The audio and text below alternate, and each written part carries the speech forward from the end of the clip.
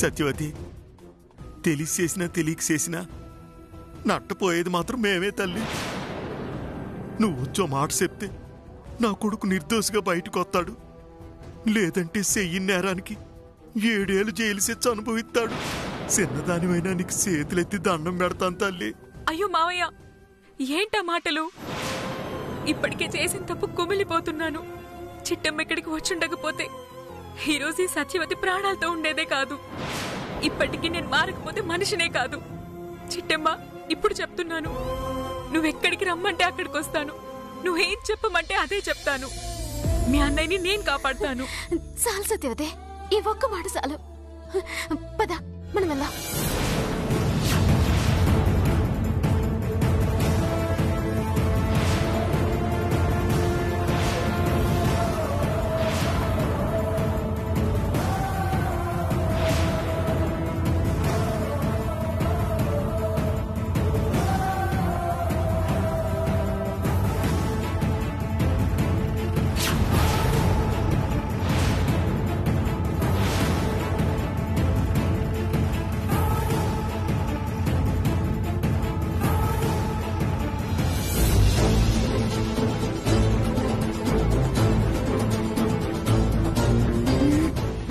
పదండి.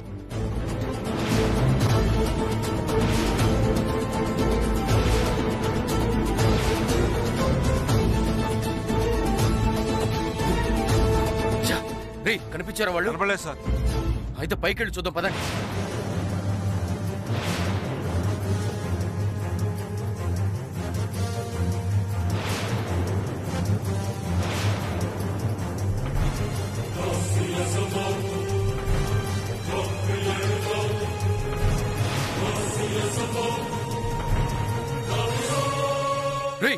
బండి తీయండి రా. దేవుడా, ఎవరి కంట్లో అయితే పడకూడదని కోరుకున్నానో వాళ్ళ కంట్లోనే పడ్డారు. ఎలాగైనా సరే అమ్మని నాన్నని బాబాయ్ బారి నుంచి కాపాడాలి.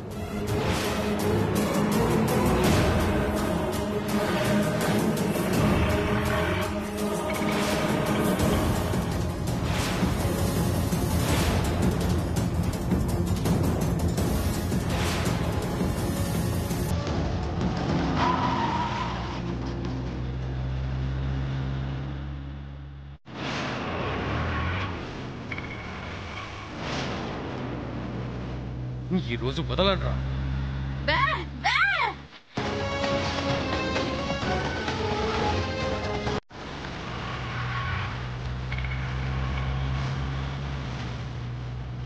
పోనీ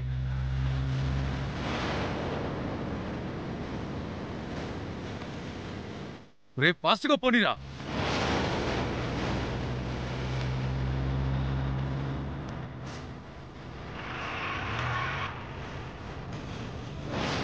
ఏంటత్తయ్య, ఏమైంది అంత కంగారు పడుతున్నావు?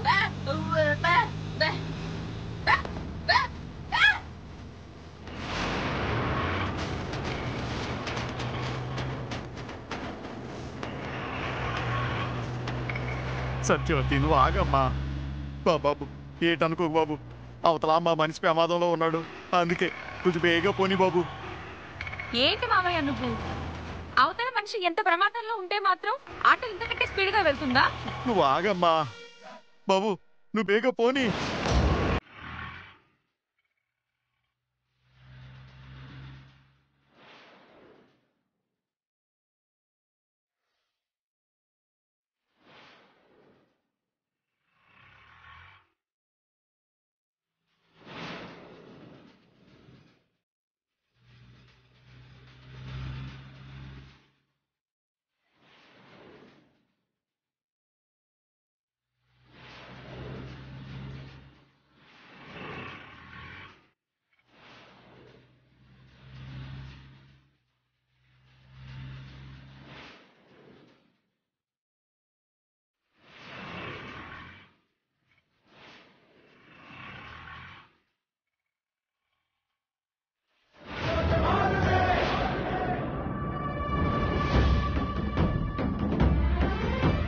ఏటైనది బాబు?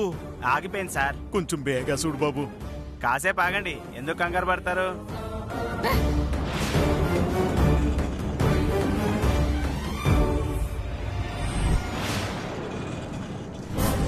కొంచెం బేగ చూడు బాబు. సార్ స్టార్ట్ అవ్వట్లేదు సార్. నన్ను ఏం చేయమంటారు? కాసేపు ఆగండి.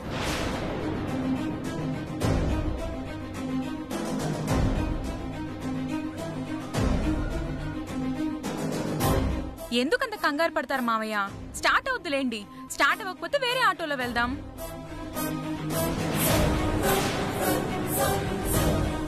దొరికారా? పోనీ పోనీ పోనీ.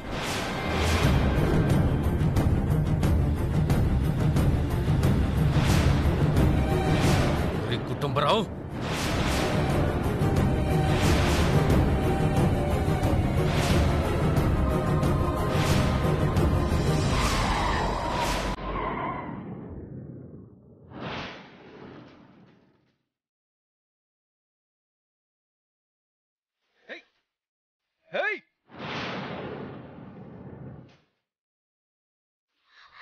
బాబాయ్ చిట్టమ్మ తప్పుకో. ఏమైంది?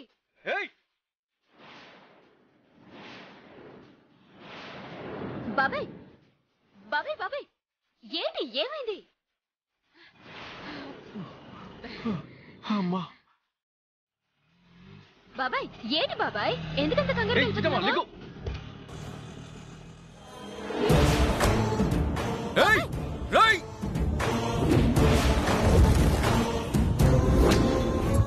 చేతికి అందిన శత్రువుల్ని తప్పించుకునేలా చేసావు చిట్టమ్మా. 18 ఏళ్లకు ఎదుగుతున్న శత్రువులు నీ వల్లే మిస్ అయిపోయారు. నీ వల్లే. ఏంటి బాబాయ్ మీరనేది? ఆ ఎదురుగా ఉన్న ఆటోలో మీ శత్రువులున్నారా? అవును. ముంబైలో ఉన్న అన్ని బిజినెస్ లో వదిలేసి కాకినాడలో కుక్కలాగా తిరుగుతున్నాను.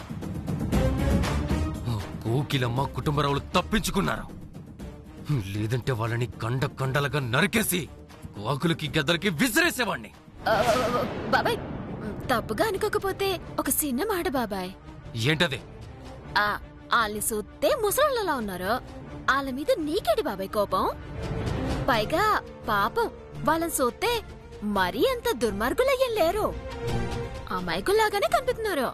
తప్పు చేసిన ప్రతి ఎదవ అమాయకుల్లానే కనపడతారు చిట్టమ్మ. అమాయకంగా కనపడే వాళ్ళందరూ మంచివాళ్లు కారు. మంచివాళ్లుగా కనిపించే వారందరూ అమాయకులు కాదు. వాళ్ళు పైకి ఎంతో మంచివాళ్లుగా కనపడుతున్నారు అంతే, కానీ నిజానికి నరరూప రాక్షసులు. ఏటి బాబాయ్ నువ్వు చెప్పేది? వాళ్ళు నరరూప రాక్షసులా? అవును చిట్టమ్మ. వాళ్ళు నా కుటుంబానికి చేసిన ద్రోహానికి. అసలు ఏం చేశారు బాబాయ్? మీ కుటుంబానికి ఏం ద్రోహం చేశారు? ఎందుకు వాళ్ళ కోసం మీరంత పగతో రగిలిపోతున్నారు? అసలు వాళ్ళకి మీకు ఏం జరిగింది?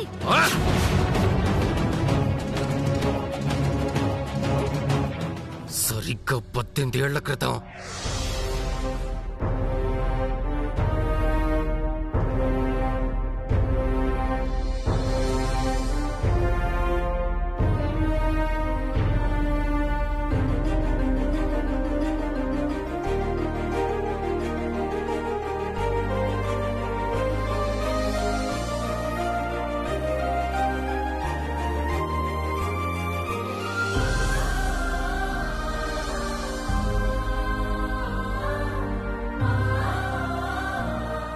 అంజలి, నువ్వు నన్ను వదిలి వెళ్ళి సరిగ్గా సంవత్సరం కావస్తుంది. నీ మీద నాకు నిజంగా ప్రేముండుంటే ఈ పాటికి నేను కూడా చచ్చిపోయిండేవాణ్ణి. కాని చావలేదుగా. అంటే నీ మీద నిజమైన ప్రేమ లేదనేగా. నువ్వు నా ప్రాణం. నువ్వు పోయిన మరుక్షణమే నేను కూడా పోతానని నీకెన్నోసార్లు చెప్పాను. నేను నిన్ను మోసం చేశాను అంజలి, మోసం చేశాను.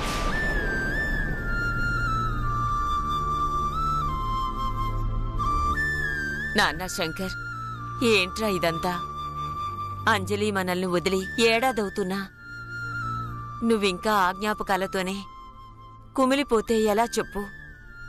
నీకోసం కాకపోయినా అదిగో ఆ ఇద్దరి పిల్లల కోసమైనా నువ్వు మామూలు మనిషివి కావాలరా. నా మాట విని మళ్ళీ పెళ్లి చేసుకోరా. ఏంటమ్మా మళ్ళీ పెళ్ళా? అవునరా, నీకు భార్య అవసరం లేకపోవచ్చు, కానీ ఆ ఇద్దరు బిడ్డలకి తల్లి కావాలి. అవునన్నయ్య, అమ్మ చెప్పింది 100% కరెక్ట్.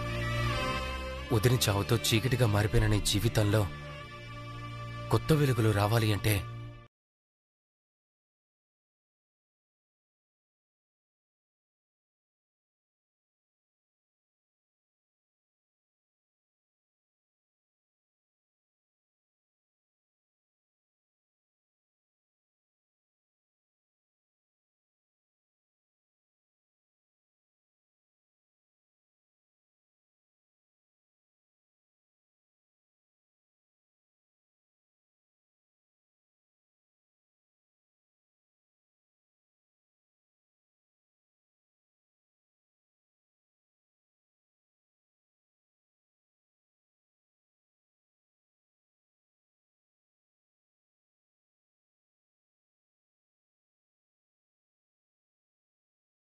తండ్రినైనా ఉండనివ్వండి.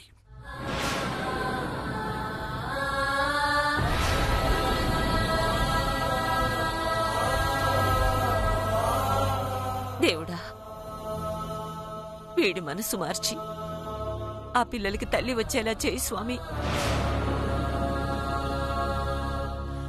నువ్వు బాధపడకమ్మా. ఎలాగైనా సరే అన్నయ్యని మళ్ళీ పెళ్లి కొప్పిస్తాను, సరేనా? వాడెలాగూ పెళ్లి కొప్పుకోవటం లేదు. కనీసం నువ్వైనా పెళ్లి చేసుకోవచ్చు కదరా. నీ భార్య అయినా వాళ్ళకి తల్లిగా మారొచ్చు కదా. అన్నయ్య సమాధానమే నా సమాధానం కూడా. నేను పెళ్లి చేసుకుంటే నాకు భార్య వస్తుందేమో కానీ అన్నయ్య బిడ్డలకి తల్లెలా వస్తుందమ్మా? రేపొద్దున నాకు పిల్లలు పుడితే నా ప్రేమ వాళ్ల వైపుకు తిరగచ్చుగా. ఈ పిల్లల్ని నిర్లక్ష్యం చేయొచ్చుగా. అన్నయ్యకి పెళ్ళయ్యేదాకా నా పెళ్లి గురించి ఎత్తద్దమ్మా.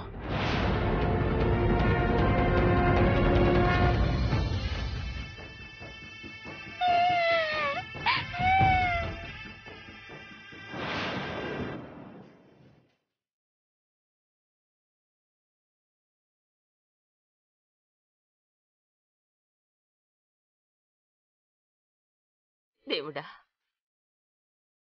అన్నం పుణ్యం ఎరిగిన పసిపిల్లలకి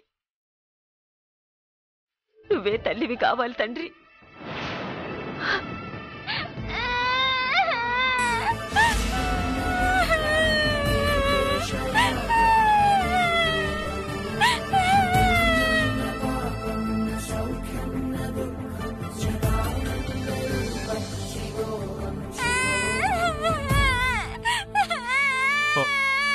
లేదమ్మా, లేదు. భాస్కర్, భాస్కర్, ఏంటి నాన్న? మీ అమ్మేదిరా? లోపలుంది నాన్న. పిల్ల ఆకలితో ఏడుస్తుంటే దీన్ని పట్టించుకోకుండా లోపలేం చేస్తుందిరా? పోదమ్మా, మనం లోపలికి వెళ్దాం. పద పద పద. పోదమ్మా, నేనున్నాను కదా.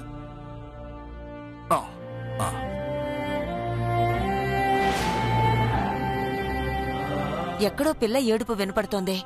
ఎక్కడున్నారు వీళ్ళు? కోకిలమ్మా, కోకిలమ్మా!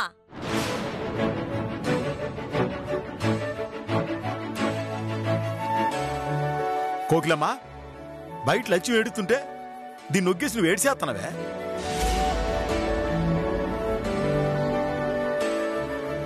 తెలుసయ్యా, దీనికి ఆకలేస్తే అన్నం పెట్టడానికి నేనున్నాను. కానీ జమీందారు బిడ్డకెవరున్నారు? కాసేపు ఏడిస్తే ఏం కాదులే కాని ఈ బిడ్డకు పాలు పట్టాకే దీని సంగతి చూస్తాను.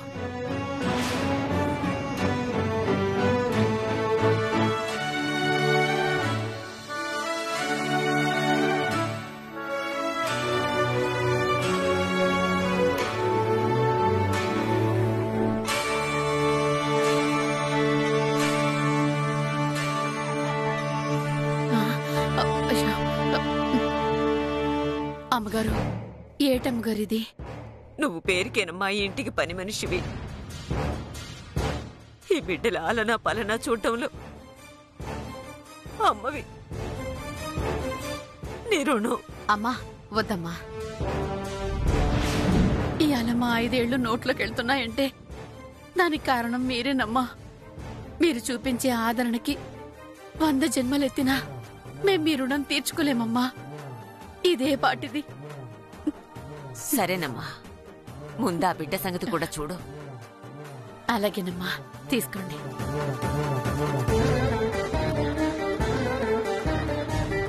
పదమ్మా.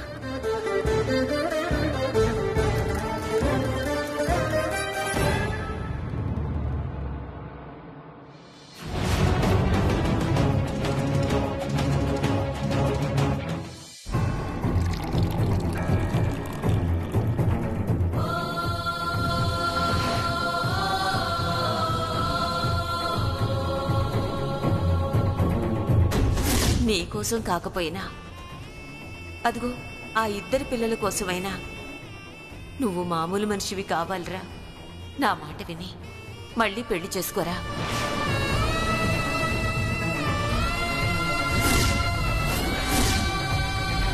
ఏంటి కుటుంబరావు?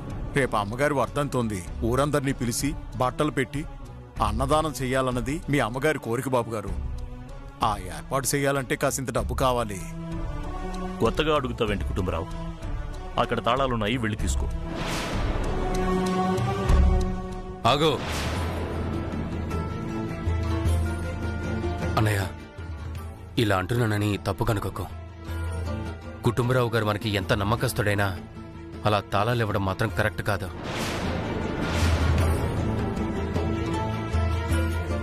తమ్ముడు, నువ్వు చిన్నప్పటి నుంచి ముంబైలో చదువుకున్నావు కాబట్టి నీకిక్కడ విషయాలు సరిగ్గా తెలియదు. కుటుంబరావు అంటేనే నమ్మకం, నమ్మకం అంటేనే కుటుంబరావు. నిజానికి ఆ తాళాలు అతని దగ్గరే ఉంచుకోమన్నాను.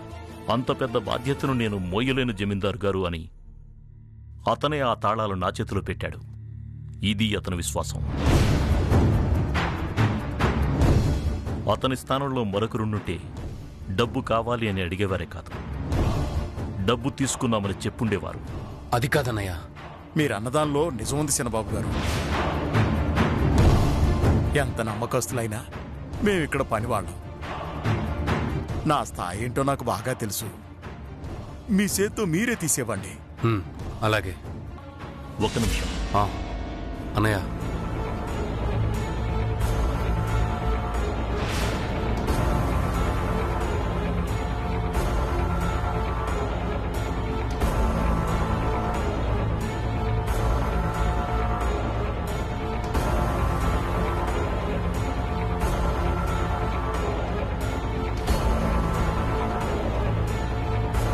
ఇదిగో, దీంట్లో 2 లక్షలున్నాయి. కావలసిన సరుకులు తీసుకో. అలాగే బాబు గారు, వస్తానయ్యా.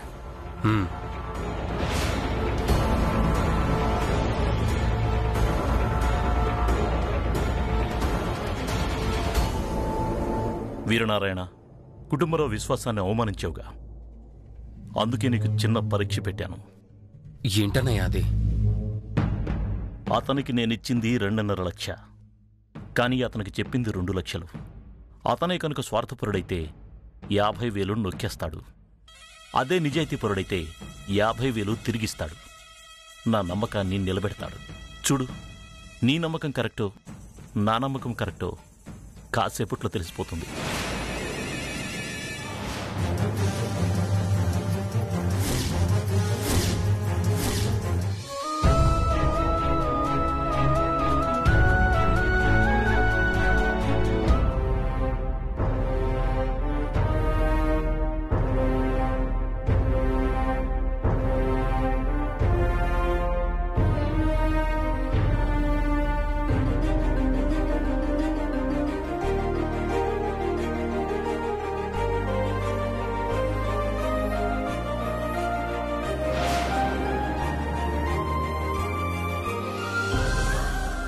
ఈ బ్యాగులన్నీ ఏంటి నాన్న? డబ్బమ్మా, 10 కోట్ల రూపాయలు. ఈ ఊర్లో మనకున్న పొలాలు, స్థలాలు, యావదాస్తిని అమ్మేసి బొంబాయి వచ్చేయమని తమ్ముడు చెప్పాడు కదమ్మా. వాడి మాట కాదనడం ఎందుకని ఆస్తులన్నీ అమ్మేశానమ్మా. అంటే పిల్లల్ని తీసుకుని ముంబై వెళ్ళిపోవాలని నిర్ణయించుకున్నావా నాన్న? కావాలంటే నువ్వు ఇక్కడే ఉండొచ్చు. నీకు కావాల్సిన అన్ని ఏర్పాట్లు చేస్తాను. ఇక్కడుండి నేను మాత్రం ఏం చేస్తానురా? నా మనవరాలు నువ్వు ఎక్కడుంటే నేను అక్కడే. కాకపోతే కోకిలమ్మని కుటుంబరావని వదిలి వెళ్లడం అంటే కాస్త బాధగా ఉంది.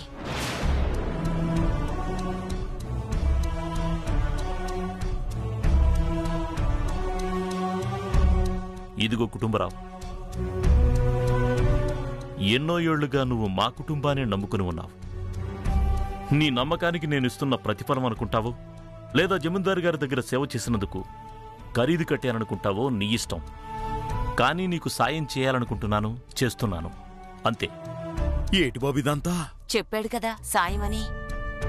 మీకు పిల్లలున్నారు కదా, తీసుకోండి.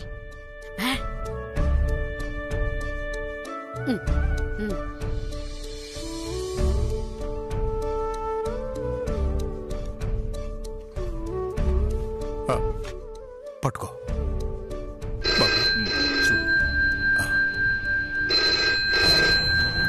హలో, ఇన్కమ్ ట్యాక్స్ రైడ్ జరుగుతుంది సార్.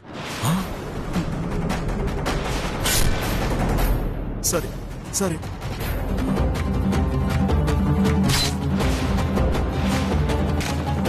కొంపలు అంటుకున్నాయి బాబు గారు. ఏమైంది? మీరు ఆస్తులమ్మి 10 కోట్ల రూపాయలు ఇంట్లో పెట్టారన్న విషయాన్ని ఇన్కమ్ ట్యాక్స్ వాళ్ళకి ఎవరో చెప్పారట బాబు. ఇన్కమ్ ట్యాక్స్ వాళ్ళు మన ఇంటికి సోదాకు వస్తున్నారంట. అలా అని ఎవరు చెప్పారు? ఆ ఆఫీసులో పనిచేసే నా ఫ్రెండ్ కూడా చెప్పాడు బాబు.